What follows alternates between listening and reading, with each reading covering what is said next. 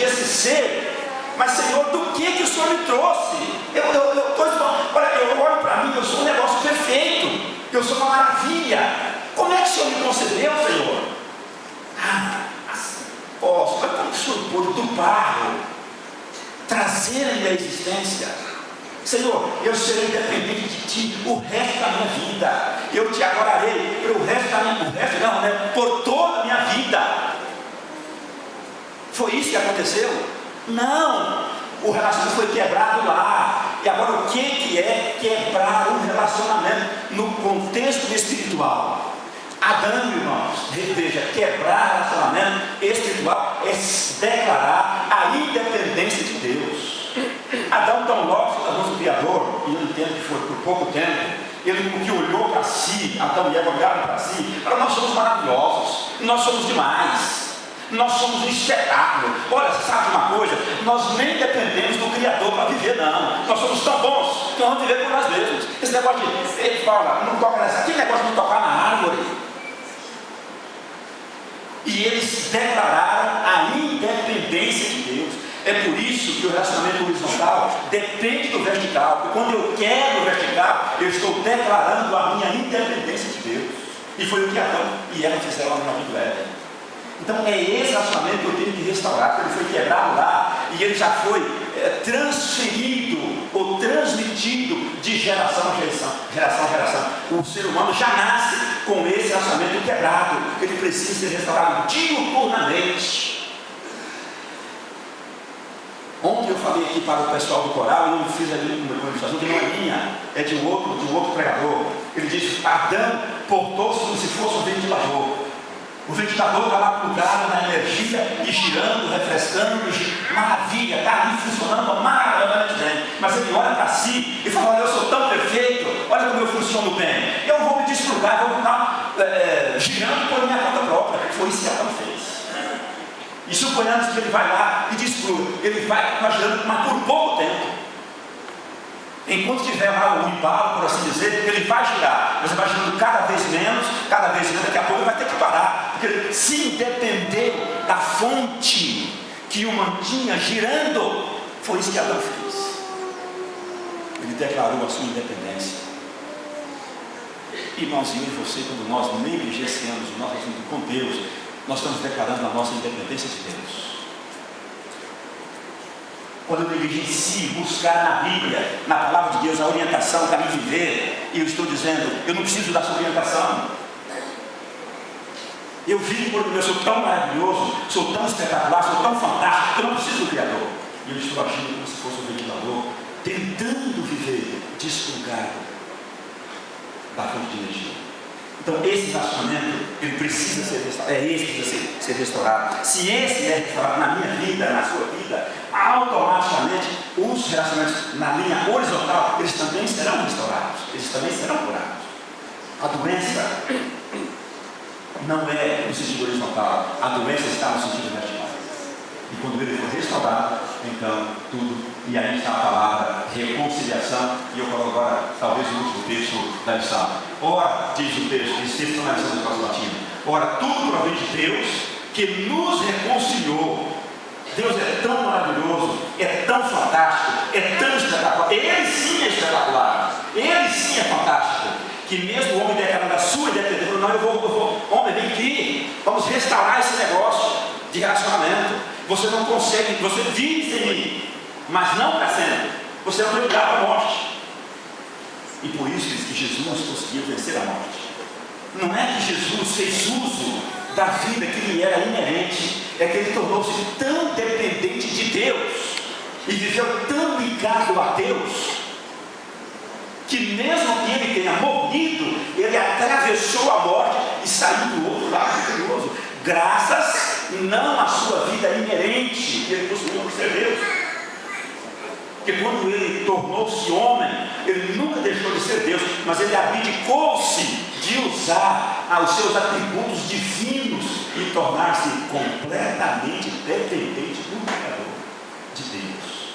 E por isso ele conseguiu vencer a morte. E ele diz assim: olha, que nos reconciliou consigo mesmo por meio de Cristo e nos deu o ministério da reconciliação. A saber, esse é o seu ministério, esse é o meu ministério, que Deus estava em Cristo reconciliando consigo o mundo, não imputando aos homens as suas transgressões, e nos confiou a palavra da reconciliação. Reconciliação com os outros? Não. Primeiramente com Deus. Pode falar, né? Você leva tudo discretamente no seu filho. Eu captei o seu coração. O microfone, porque a vozinha é mais suave. A voz feminina é mais suave, né?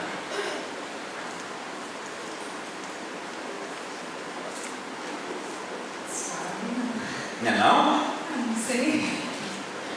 Mas o Senhor é muito forte, né? Então, eu acredito assim, aqui o Senhor estava falando de Adão. Né? Quando Adão foi feito, realmente aquela adoração deveria acontecer e já tinha acontecido por pouco tempo. E a gente hoje, a gente que já é, como o Senhor falou, né? Não é nada, a gente depende dessa reconciliação a cada dia, a gente depende dessa religação todos os dias. E às vezes a gente esquece. Eu liguei para uma amiga e falei assim, por que a gente esquece de buscar, de que Deus é o único que vai nos ajudar? Só um minuto, será que a gente esquece ou negligencia? São coisas diferentes. Olha, eu não sei. Eu falei com o meu irmão que não é da igreja. Eu falei com ele ontem, daí ele estava falando assim, você sabia que a cada 2 dias eu conto todos os meus pecados para Deus?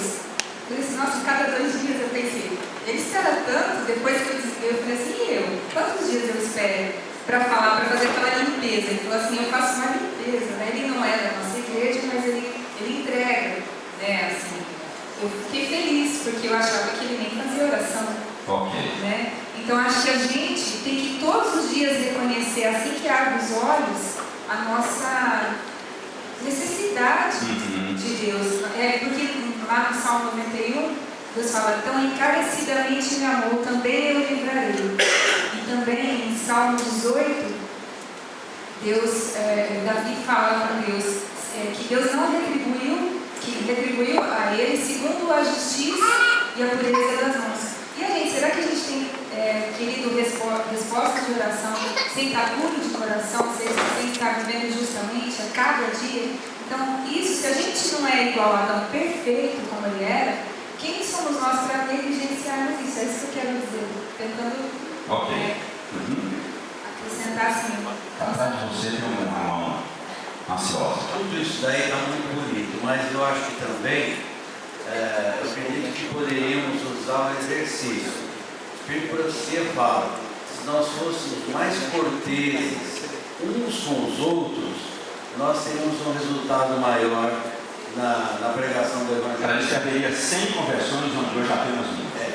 Então isso daí é uma questão também de exercício. Não podemos ser corteses e amados somente com as pessoas que a gente gosta. Isso é fácil, né? Só mais uma coisa que faltou falar. O Espírito Santo, né? A gente deve buscar todos os dias esse batismo do Espírito Santo. E eu li um texto que fala que se a gente tiver uma palavra, essa semana eu procurei, né, estudando a lição de reconciliação, eu procurei ver algumas coisas na internet. Eu vejo que algumas pessoas soltam farpas, colocam agressões. A gente tem que segurar cada palavra que chega na nossa boca ruim, só tentar falar coisas boas para edificação. E não é isso que acontece. Realmente, a gente tenta, não é que eu estou querendo falar uma coisa bonita, mas a verdade é que a gente deveria procurar viver harmoniosamente. Ok. Pastor, uma pergunta. Aqui. O perdão, biblicamente, deve acontecer somente quando o nosso ofensor tem razão ou quando ele não tem razão? Biblicamente. O nosso modelo, Mateus, é Jesus. O nosso modelo, o nosso paradigma é Jesus. E como o assunto é perdão, não fugimos disso, não. Depois você não entende. Certo? E com relação a Jesus, quando ele nos perdoou, nós merecemos perdão. Isso. O perdão, ele deve ser independente. Não pode. Isso, se a pessoa tem razão ou não, o perdão é independente. Ele independe de qualquer circunstância para que ele possa acontecer quando ele é de fato genuíno. De sorte que somos embaixadores em nome de Cristo, como se Deus nos exortasse por nosso intermédio. Em nome de Cristo, pois, rogamos que nos reconcilieis com Deus. Somos embaixadores. Qual é o papel de embaixador? Uma hora você procura na internet qual é o papel de embaixador. Uma das coisas que o embaixador tem que fazer, ele representa, ele tem que representar bem aquele por quem ele é enviado. Ele tem que pensar com a cabeça daquele que o enviou. Ele é um construtor de pontes e não um construtor de muros, porque ele liga, ele não separa. Você é o embaixador, eu sou o embaixador. E eu volto ao que o irmão Jair colocou. Barnabé foi embaixador. Ao invés de colocar muros que pudessem separar Marcos de Paulo, ele construiu uma ponte que pudesse religá-los outra vez e restaurar o relacionamento que havia sido quebrado.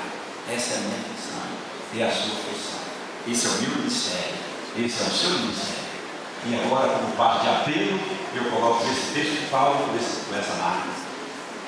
Curando reforma, curando relacionamentos quebrados, enquanto não houver uma reconciliação genuína, autêntica e verdadeira com Deus, ou seja, enquanto esse relacionamento que Deus tomou a iniciativa de restaurá-lo não for restaurado na minha vida, nós vamos continuar nos agredindo verbalmente e em algumas situações até fisicamente, nos agredindo emocionalmente e destruindo-nos uns aos outros e nos autodestruindo. Essa é a verdade.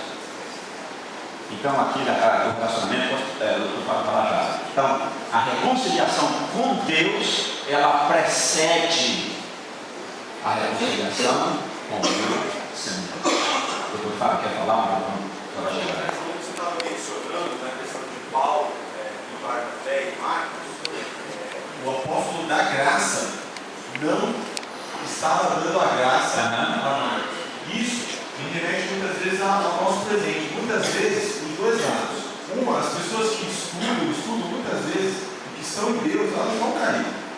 Isso é natural. Se a gente estiver desconectado em qualquer momento com Deus, a gente vai cair. E Paulo, naquele momento, se estiver desconectado, já caiu.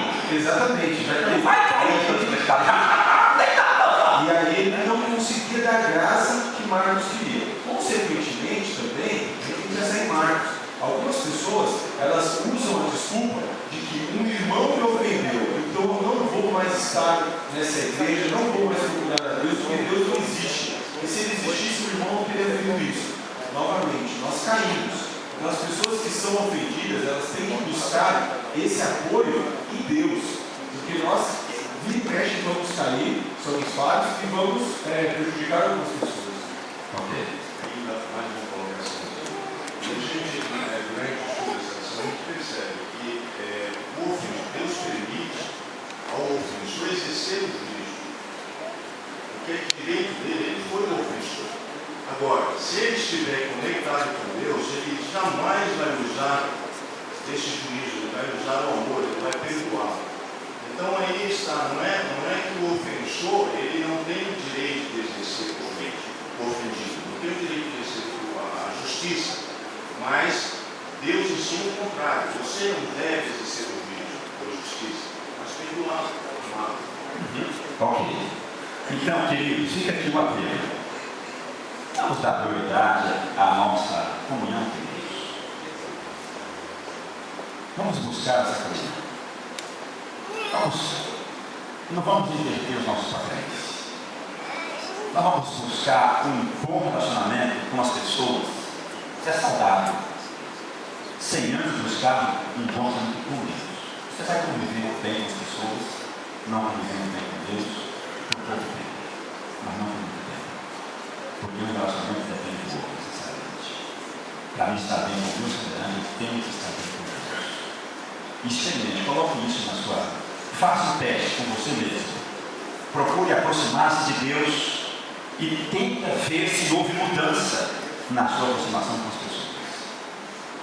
Se não funcionar, como diria o pastor Paulo, eu vou me atar para cá. Você pode vir aqui e vai me atar. Se você não perceber uma mudança sensível no seu relacionamento com as pessoas, à medida que você se aproxima de Deus, você pode vir bater na minha cara. Pastor, Fala. o senhor foi assim, na essência. A Bíblia ela declara que o amor de Cristo nos constrange. E o Espírito de Profecia recomenda que a gente pelo menos passasse 1 hora, em cada dia da nossa vida, meditando nos últimos momentos da vida de Jesus, aqui na Terra, quando ele esteve aqui. Se nós fizermos uma avaliação da nossa vida, nós vamos ver que infelizmente a gente não tem alcançado esse tipo de experiência na nossa vida. Primeiro, porque nós não temos contemplado a vida de Cristo como nós deveríamos contemplar. Porque é impossível eu me demorar no exemplo da vida de Jesus e continuar sendo a mesma pessoa. Nós vivemos em um mundo onde a injustiça ela está campeando assim em todos os rincões. E o que nós mais buscamos e procuramos é ir atrás daquilo que verdadeiramente possa recompensar aquilo que nós nos sentimos injustiçados. Mas quando a gente pensa, eu gosto muito de pensar naquela situação de Estevão também, nos últimos momentos da vida dele, quando ele estava sofrendo uma injustiça tremenda e ele teve ali a presença de Espírito, do Espírito Santo de Deus e disse: Pai, olha, não impute isso a eles como um pecado, perdoa, porque eles não sabem o que eles estão fazendo. Eu acredito, pastor, eu ainda não tenho conseguido viver essa experiência, mas eu acredito que se nós colocarmos em prática, pastor, a contemplação diária da vida de Jesus, os exemplos dos seus ensinos e a recomendação do Espírito de Profecia, meditando pelo menos ali, se não der 1 hora, pelo menos 20 minutos, sei lá quanto, mas fazendo disso diariamente, pastor, com certeza nós vamos começar a enxergar as pessoas com os olhos de Jesus. Sem dúvida. Porque a grande dificuldade minha, pastor, e eu acredito que o nosso código também é o mesmo lá do barro, são de todos os demais aqui, é a dificuldade de enxergar e criar uma expectativa das pessoas. Se a gente tiver que enxergar alguém e criar alguma expectativa, que seja de Jesus, pastor.